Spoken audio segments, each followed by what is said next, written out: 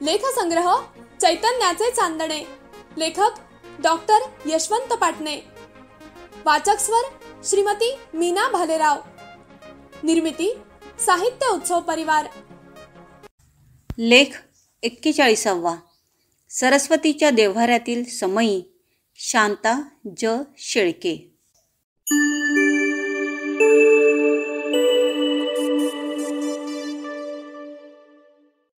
6 जून 2002.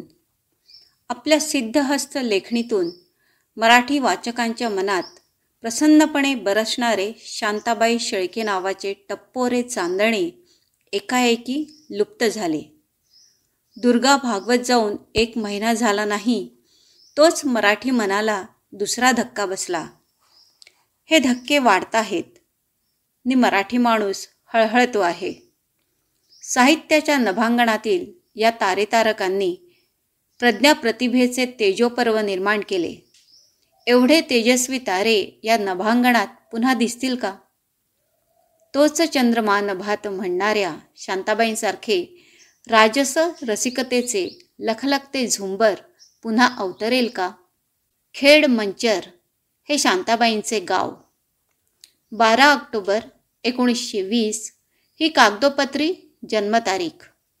शांताबाईंचे वाचन अफाट होते. त्यांची पाठांतर शक्ती दांडगी होती. हा वारसा त्यांना त्यांच्या आईकडून लाभला होता. आपल्या आईला त्या वहिनी म्हणायच्या. वहिनीचे लोभस व्यक्तिचित्र त्यांनी वडीलधारी माणसे या ग्रंथामध्ये रेखाटले आहे.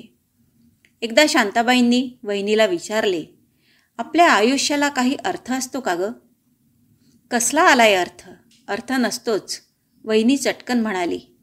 आपण देऊ तो अर्थ, दुसरं काय? वहिनीच्या एका वाक्यात जीवनाचं सार सामावलेलं होतं. ते शांताबाईंनी लेखनातून टिपलं.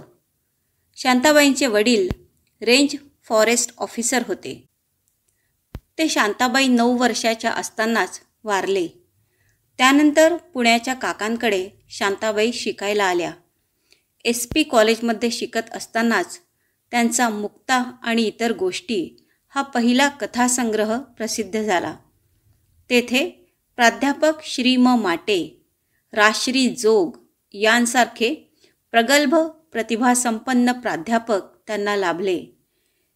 MA झाल्यावर त्या आचार्य अत्रे यांच्या नवयुगमध्ये काम करण्यासाठी मुंबईला गेल्या. अत्र्यांच्या साहित्य सहवासात शांताबाईंच्या लेखणीला बहर आला. अत्र्यांना बाईंचा वेंधळेपणा आवडायचा नाही आणि शांताबाई तर पेन, पुस्तक, पर्स इत्यादी वस्तू विसरण्यात पटाईत. ईश्वराने तुझे हातपाय धडाला ठोकून बसवले आहेत म्हणून बरे, नाहीतर ऑफिसला येताना ते देखील वाटेत कुठेतरी विसरून आली असतीस, हा अत्रेंचा अभिप्राय शांताबाई मोकळ्या मनाने नोंदवितात. भाषेच्या बाबतीतही अत्रे त्यांना म्हणायचे, तुला शब्दांचा सोस फार आहे. लहान मुलं ज्याप्रमाणे रंगीबेरंगी खडे गोळा करतात, तशी तू शब्द फार गोळा करतेस. आपल्या बोलण्यातला ओघ आपल्या लेखनात आला पाहिजे. त्यानंतर आपली संस्कृत प्रचूर भाषाशैली शांताबाईंनी बदलली. तोच चंद्रमा, गोंधण, रेशीमरेघा आदी 14 काव्यसंग्रह, गुलमोहर, लेकुरवाळी, काचकमळ आदी 12 कथासंग्रह, मायेचा पाझर, माझा खेळ मांडू दे इत्यादी कादंबऱ्या, वडीलधारी माणसे, अलौकिक सारखी व्यक्तिचित्रे, धूळपाटी हा आत्मचरित्रपर ग्रंथ, शेकडो बालगीते, निळा दिवा, लपाछपी, मांजरांचा गाव आदी बालसाहित्य, 4 चौघी, आंधळ्याचे डोळे यासारखे अनुवाद, शेकडो चित्रपट कथा, संपादने, एवढे प्रचंड योगदान शांताबाईंनी साहित्यासाठी दिले. त्या खरे तर साहित्यासाठी जगल्या आणि साहित्याने त्यांना जगवले. किलबिल किलबिल पक्षी बोलती लिहिणाऱ्या शांताबाई बाळगोपाळांच्या लाडक्या आजी होत्या. दूरदर्शनवरील रानजाई कार्यक्रमात त्या आणि डॉक्टर सरोजिनी बाबर यांच्या रंगलेल्या गप्पा, ओव्या लोकगीते आजही कानात घुमताहेत. आज शांताबाई नाहीत, पण त्यांच्या कविता, लेख आपली भावनिक सोबत करीत आहेत.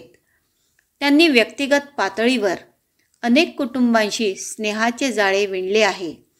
मुंबईच्या प्राध्यापकी पेशात त्यांनी अनेक घरे जोडली, माणसे मिळवली. सेवानिवृत्तीनंतर त्या पुण्याला आल्या. पुण्याबद्दल त्यांना जिव्हाळा होता. आपल्या आयुष्याला प्रकाश आणि प्रतिष्ठा देणारे गाव म्हणून त्या पुण्याचा गौरव करीत. आळंदी येथे भरलेल्या अखिल भारतीय मराठी साहित्य संमेलनाचे अध्यक्षपद, अमेरिकेतल्या महाराष्ट्र फाउंडेशनचा पुरस्कार, साहित्य संस्कृती मंडळाची गौरववृत्ती, मुंबईच्या यशवंतराव चव्हाण प्रतिष्ठानचा 2 लाखांचा पुरस्कार असे अनेक गौरव शांताबाईंना लाभले. शब्दब्रह्माची पूजा बांधणाऱ्या शांताबाईंची गीते ही कला संस्कृतीची नादमधुर ठेव आहे. शालू हिरवा, रेशमाच्या रेघांनी, लाल काळ्या धाग्यांनी आदी गीतातील लावण्य मराठी मनाला धुंद करते. गजानना श्री गणराया, मागे उभा मंगेश, पुढे उभा मंगेश ही त्यांची उत्कट भक्तिगीते मनाच्या गाभाऱ्यात घुमताहेत. वादळ वारं सुटलं ग, मी डोलकर यासारख्या कोळी गीतांच्या चालीवर लहान मुलांचे पाय ठेका धरत आहेत. पप्पा सांगा कुणाचे सारखे गीत आजही गुणगुणले जाते आहे. शांताबाईंचा वाचक वर्ग असा सर्व वयोगटात विखुरलेला आहे. जपानी हायकू हा प्रकार शांताबाईंनीच मराठीत आणला. उदंड साहित्य सेवा त्यांनी केली, सांगावेसे वाटले म्हणून. या ललित ग्रंथात त्या सोबतीचा सुंदर संदर्भ देतात. एक कवी निर्मनुष्य रस्त्यातील एक काटकी उचलतो, तिचे 2 तुकडे करतो, शेजारी शेजारी ठेवतो. ही साधी घटना, पण तो कवी काटकीला काटकीची सोबत देऊन तिचे एकाकीपण दूर करतो. हा शांताबाईंचा दृष्टिकोन. काटकीसारखे माणसाला मोडता येत नसले तरी ग्रंथांशी नाते जोडता येते. हा ग्रंथांकडे कृतार्थ नजरेने पाहण्याचा वात्सल्यभाव शांताबाईंनी आम्हाला शिकविला. पावसाआधीचा पाऊस या ग्रंथातील 6वे सुख हा ललित लेख शांताबाईंच्या जीवन चिंतनाचा सुरेख नमुना आहे. तुम्हाला 6 सुखे मिळोत असे चिनी लोक परस्परांना शुभेच्छा देतात. आरोग्य, संपत्ती, नावलौकिक, चांगला साथीदार, चांगली मुले ही 5 सुखे असतात. प्रयत्नाच्या पाऊलवाटेवर 6वे सुख अचानक वाट्याला येते नि आयुष्याला चैतन्याचा नवा गंध देते. असे 6वे सुख शांताबाईंच्याच ललित लेखनात आपणास गवसते. ययातीचा वारसासारखा त्यांचा ललित लेख प्रत्येक मायमाऊलीने वाचावा असा ययाती आपल्यात लपला नाही ना, याचा शोध घेण्यासाठी हा लेख प्रवृत्त करतो. शांताबाईंनी आपल्या प्रतिभेच्या जोरावर भावभावनांची विविधरंगी महावस्त्रे विणली. माय मराठीचे लावण्य वाढविले. त्या स्वभावाने अत्यंत निगर्वी होत्या. एखाद्या सण समारंभात गेल्यावर तिथे वस्तूंचं कौतुक करून त्या समोरच्या माणसाला आपलंसं करून घेत. माणुसकीचा झुळझुळता झरा म्हणजे शांताबाई. काठापदराची 6वारी साडी, कपाळावर ठसठशीत कुंकू, डोक्यावर पदर, चेहऱ्यावर निरागस हास्य आणि चष्म्यातून डोकावणारा सात्विक भाव आता लोपला आहे. शांताबाई नामक साहित्याच्या देव्हाऱ्यातील एक समयी निमाली आहे. या समयीच्या शब्दतेजातून एक संदेश प्रकाशतो आहे. असे न मी नसे न मी तरी असेल गीत हे, फुला फुलात येथल्या उद्या हसेल गीत हे.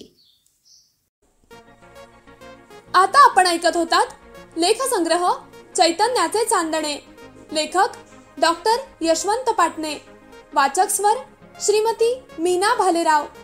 ही साहित्य उत्सव परिवाराची 2023 ची प्रस्तुती आहे.